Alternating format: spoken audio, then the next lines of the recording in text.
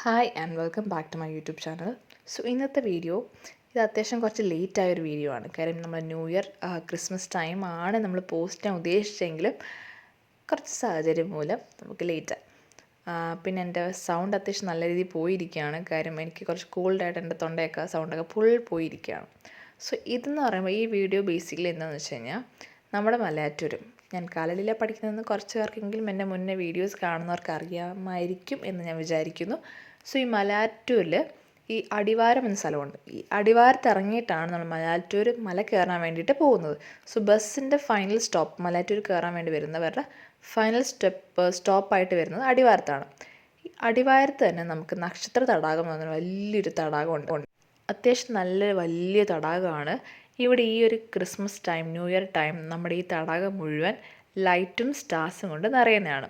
ഈ തടാകം ചുറ്റിനും ലൈറ്റും സ്റ്റാർസും കൊണ്ട് നിറയും. അത് കാണാൻ ഒരു പ്രത്യേക ഭംഗിയാണ്. നമ്മൾ കോളേജിൽ നിന്നൊക്കെ ഇങ്ങനെ ഇടയ്ക്കൊക്കെ വന്നിട്ട് കാണാനിരിക്കുകയും നമ്മളൊരു ഹാങ് ഔട്ട് സ്പോട്ട് എന്ന് വേണമെങ്കിൽ പറയാം.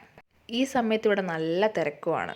കുട്ടികളായിട്ടായാലും അല്ലെങ്കിൽ മുതിർന്നവരായിട്ടായാലും ഇവിടെ ഈ ഒരു കാഴ്ച കാണാൻ വേണ്ടിയിട്ട് ഒരുപാട് പേര് പലയിടത്തു നിന്നാണ് വരുന്നത്. കാര്യം നക്ഷത്ര തടാകം അത്രത്തോളം ഫേമസ് ആണ് കുറേയൊക്കെ രീതിയിൽ.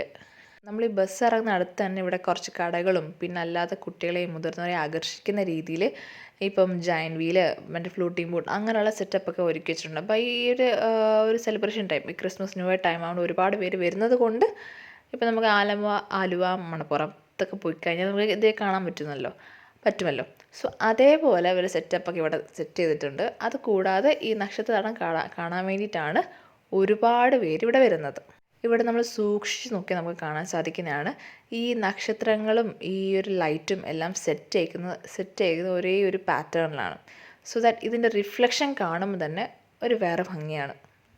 ക്ഷമിക്കണം, എൻ്റെ വീഡിയോ കുറച്ച് ഷേക്കിയാണ്. കാര്യം ഒന്നാമത് ഇവിടെ തിരക്കും പിന്നെ എൻ്റെ എല്ലാ വീഡിയോസും മുന്നേയുള്ള മിക്ക വീഡിയോസും നല്ല ഷേക്കി ആയിട്ടാണ്. ഞാൻ അതിൽ നിന്ന് ഇങ്ങനെ ഓരോന്ന് ഇങ്ങനെ ക്ലിയറാക്കി വരുവാണ്. അതായത് ഓരോ വീഡിയോസ് മെച്ചപ്പെടുത്തിക്കൊണ്ടിരിക്കുകയാണ്. അപ്പോൾ എൻ്റെ മുന്നേ വീഡിയോസ് കാണുന്നവർക്ക് അറിയാം ഇതിൽ കൂടുതൽ ഷേക്കി ആയിട്ടായിരുന്നു ഞാൻ വീഡിയോസ് അപ്ലോഡ് ചെയ്തുകൊണ്ടിരുന്നത്. ഇത് ബൈക്കിലും കൂടെ പോകുന്നത് കൊണ്ട് അത്യാവശ്യം നല്ല ഷേക്കിയാണ്. ആൻഡ് വരുന്ന വീഡിയോസിലൊക്കെ ഞാൻ ഇതിങ്ങനെ പരിഹരിച്ച് വരുന്നതായിരിക്കും. ഇതിന് ചുറ്റും നടന്ന് കാണുന്നത് വേറെ ഭംഗിയാണ്. പക്ഷേ ഈ നടന്ന് കാണാൻ വേണ്ടിയിട്ട് നമുക്ക് ലൈറ്റ് സെറ്റപ്പ് എല്ലാം ഉണ്ടെങ്കിൽ പോലും അത്രത്തോളം നടക്കാൻ വേണ്ടിയിട്ട് ഇപ്പം അതിനായിട്ട് മുതിർന്ന് വരുന്നവർക്ക് നല്ലതായിരിക്കും. പക്ഷേ അത്രത്തോളം നടക്കാൻ നമുക്ക് മടിയാണ്. അതുകൊണ്ടാണ് ബൈക്കിൽ പോകുന്നത്.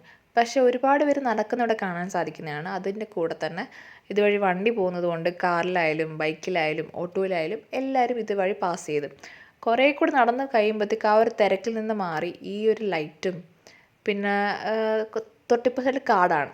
ഈ മലയുടെ ആ കാടും ഈ തടാകവും കാണാൻ വേണ്ടി നല്ല ഭംഗിയാണ്. നല്ല ഇരുട്ടും ഒരു സൈഡ് മൊത്തം ലൈറ്റ് വെച്ചിട്ടും അത് പ്രത്യേക ഭംഗിയാണ്.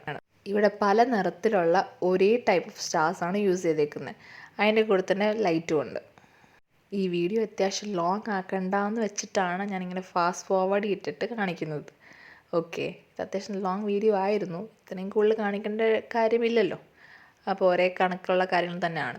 ഇവിടെയാണ് ഞാൻ പറഞ്ഞില്ലേ ഇതിൻ്റെ റിഫ്ലക്ഷൻ കാണാൻ തന്നെ ഒരു ഭംഗിയാണ്.